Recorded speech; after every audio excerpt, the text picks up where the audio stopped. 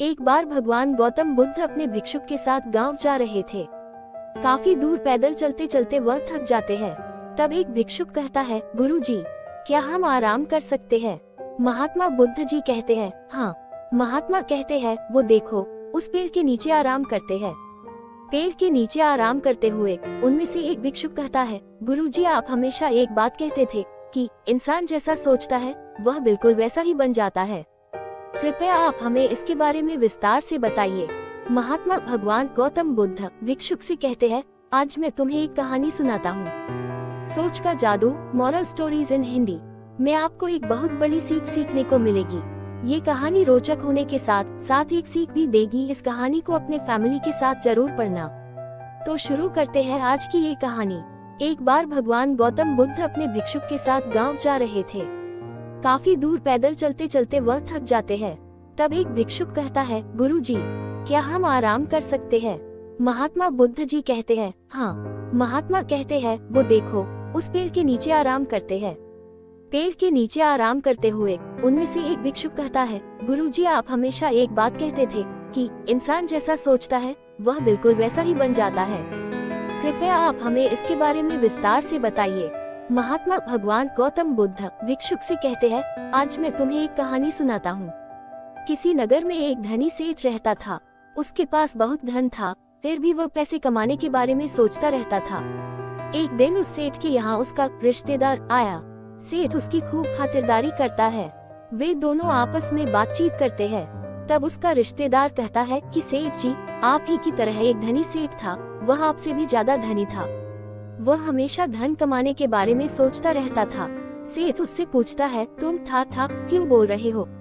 रिश्तेदार कहता है, मैं था इसलिए बोल रहा हूँ क्योंकि वह सेठ अब जीवित नहीं है, वह मर चुका है। वह सेठ बेचारा धन कमाते कमाते भूल गया था कि मृत्यु भी कोई चीज होती है। सेठ पूछता है, क्यों, क्या हुआ? कुछ कारण तो होगा। रिश्तेदार कहता है, कारण तो कुछ नहीं है, अचानक से बुलावा आ गया था, इसलिए वह मर गया। सेठ कहता है, ऐसे कैसे बुलावा आ गया? कुछ बीमारी होगी तभी मर गया।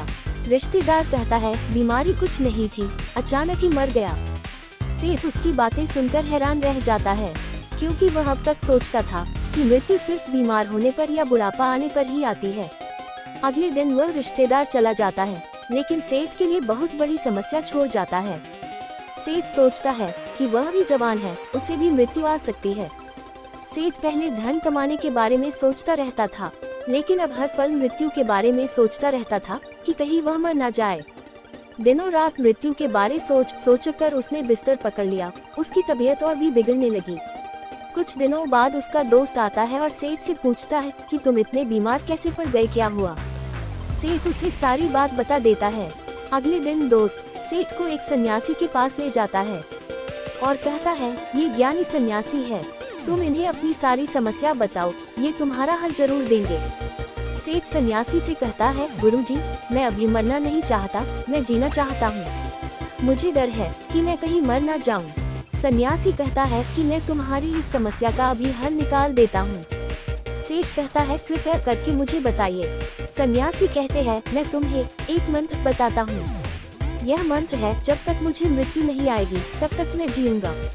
तुम रोज 7 दिनों तक अपने मन में और बाहर इस मंत्र को बोलना और 7 दिनों बाद मेरे पास आना। 7 दिनों बाद सेठ सन्यासी के पास हंसते हुए जाता है और कहता है, गुरुजी, धन्यवाद, मैं आपके मंत्र की वजह से ठीक हो गया हूँ। अब मुझे मृत्यु का बिल्कुल भी डर नहीं है। दोस्तों, आप सब सोच रहे होंगे कि इस छोटी सी लाइन में ऐसी क्या बात थी जिससे वह ठीक हो गया। तो दोस्तों, हम आपको बताना चाहते हैं कि जब उस सेठ को दूसरे सेठ की मृत्यु के बारे में पता चला तो वह उसी दिन से हर पल मृत्यु के बारे में सोचने लगा था और उसकी तबीयत इतनी बिगड़ गई थी कि वह कभी भी मर सकता था। लेकिन जब उस सेठ को दूसरे सेठ के बारे में नहीं मालूम था तो वह धन कमाने के बारे में सोचता रहता था, इसलिए वह धनी होता जा रहा था। तो दोस्तों, हमें इस छोटी सी कहानी से यह समझ आता है कि हम जो बात अपने मन में और बाहर रखते रहते हैं वो हमारी जिंदगी में हकीकत बन जाता है। दोस्तों, मैं उम्मीद करती हूँ कि आपको ये कहानी पसंद आई होगी। अगर आप इससे सहमत हैं तो इसे अपने सभी दोस्तों के साथ शेयर करें और इसी तरह की कहानियाँ डेली पढ़ने के लिए आप हमें सब्सक्राइब कर सकते हैं। Let's learn something new. Thanks for watching.